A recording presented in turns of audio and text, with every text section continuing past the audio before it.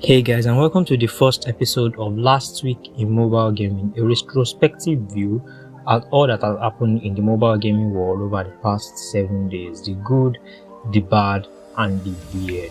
Now we start off with the news that Vampire Survivors, the reverse bullet hell roguelike game, won best game at the BAFTA awards. Like best game, literally game of the year at BAFTA awards went to Vampire Survivors, ahead of God of War Ragnarok, ahead of Elden Ring. Two good games that came out last year. Really good, fantastic. I mean, I am happy for the developers of Vampire Survivors, but that's going straight into the weird category for me. In fact, it's just going straight into the weird category. Seriously. I mean, I get the craze with roguelike games and games that are different every run, but come on, man, come on. Next, Brave 9 celebrated its 6-year anniversary. That's week that just finished, and it's certainly weird to me that this game is already 6 years old. Like, where does the time go? I mean, I'll still put this in the good section. I'll still label it as good because according to the news, players will be getting nice rewards and lots of content. Next, we have Call of Dragons. It's a game from Farlight Games, and they collabed with Zack King. The game literally just released over like 2 weeks ago, and they have a collab with Zack King. Now, Farlight Games are definitely not new with collabing with content creators. For example, their other game, This Light, collab with Markiplier. And that's my personal favorite of their games anyway. And it's a very good thing for Zack, so I'm labeling it as good. Also, let's talk about Farlight Games in general. The name Farlight Game, just like the label, is fast becoming this, seal of quality that should be looked out for in the gaming world. I mean, it's pretty early to say that, considering they've released just 3 main games. But correct me if I'm wrong, which is Farlight 84, This Light, and now Call of Dragons. But to be honest, those 3 games, they have been really strong introductions that they have made into the market. Those 3 games are really good and really enjoyable, even without spending a dime on their game. Yet now, Eggy Party, the next Ease game, has called their new season. There's a new season going on in Eggy Party with sports themed, and they've decided to label the new season Doggy Dash. I mean, that's weird. Dogs do not lay eggs. I'm labeling that as weird. Now, Sky Esports, the Pokemon Unite Sports Tournament, has started a new season. So, if you are a Pokemon fan or an esports fan, or just generally someone that maybe you just even want to start watching this sport, or you are just interested, well, a new tournament is starting of Pokemon Unite. Now, Clash of Clans and their funny ads. You know how much I enjoy sharing funny and bizarre mobile game ads on this channel, and Clash of Clans treated me to lots of ads, funny, bizarre ads over these past 7 days. I mean, just look at this. Okay, but if you've seen those ads that I just shown and you've played Clash of Clans, you know that those ads are ultimately misleading. I mean, it's weird that even misleading mobile game ad is a normal thing at this point.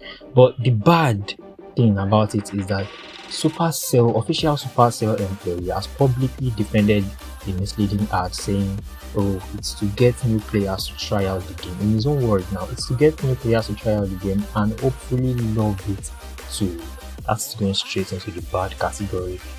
False advertising is bad, whichever way. They even said a new update with Dragons. Come on, that's cheap. That's too cheap.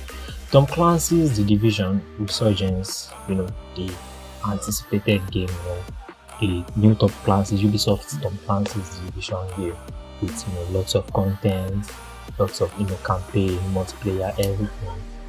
We have been waiting, and it's going to release another new beta test in this summer. Now, the good thing is that the new beta test will accommodate more players, and the full campaign will also be playable in solo and co-op. That's definitely going to be good category. Next, Mobile Legends Bang Bang finally gets the approval to release in China, and that is good for them.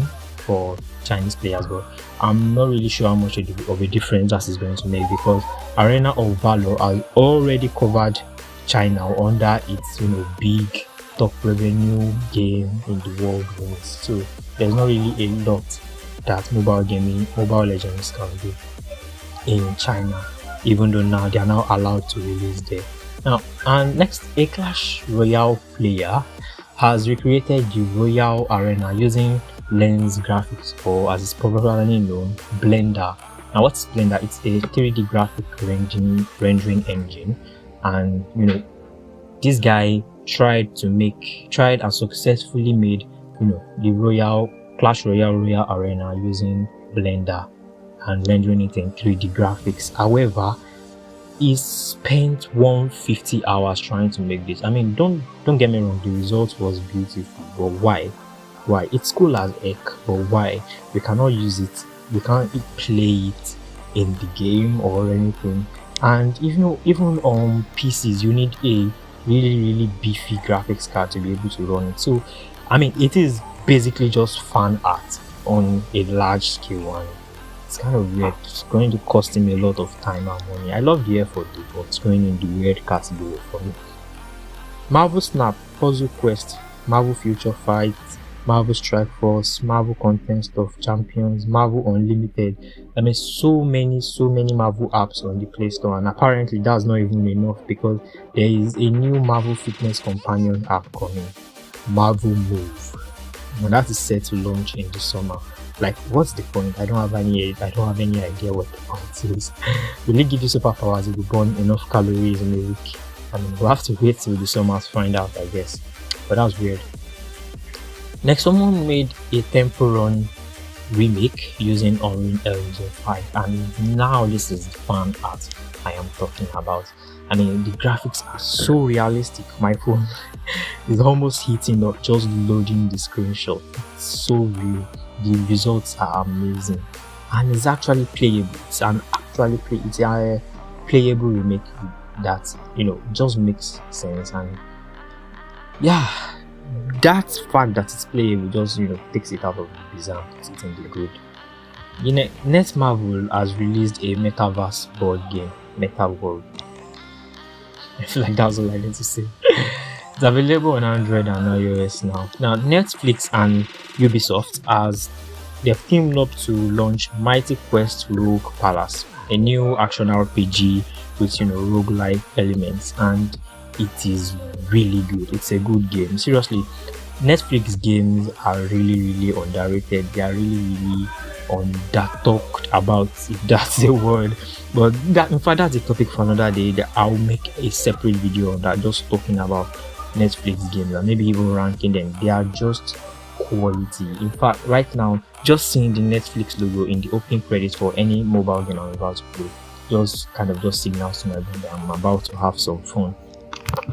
Next, Moonton, makers of Mobile Legends Bang Bang, have made a new adventure RPG available for pre-registration. Yeah, it looks good. Here's the screenshot and here's the everything. It looks good, so I'll just put it in the good category because it looks good. Next, Sacred Summons has launched a gacha MMORPG. Brand new gacha MMORPG launched in the last 7 days. Netflix has recruited Joseph Stettin. This is big news, by the way. Joseph Stettin creates as new creative director to help them work on their multi-platform AAA game. Now, you know that most Netflix games that have come out, they have been mobile games and Android TV games basically.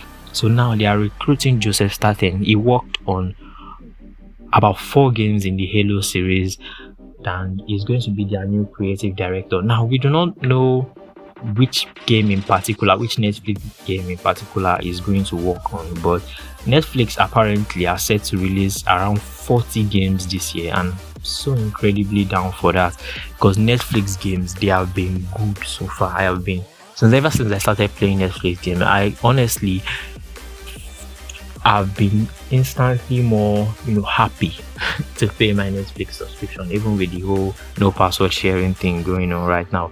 They are just so good. Netflix games are so good. Alright, highly anticipated game, Undone, is now available for pre-registration. I mean, Undone is available for pre-registration. That is fantastic news. I mean, if it means that the game is going to release soon, then that is great. That's definitely going in the good category. Another pre-registration news, but this one does not even get me excited at all. This one does not fill me with any excitement whatsoever. It just feels like a cheap copycatting, to just get a slice of that Candy Crush popularity and revenue bread. We know how popular Candy Crush is. We know how much money King makes from Candy Crush. Don't let me just waste your time. It is Subway Surf Blast. Yeah, it's exactly what you think it is. It is a match 3-ish gameplay Candy Crush style game with just the Subway Surf IP skin just plastered on it.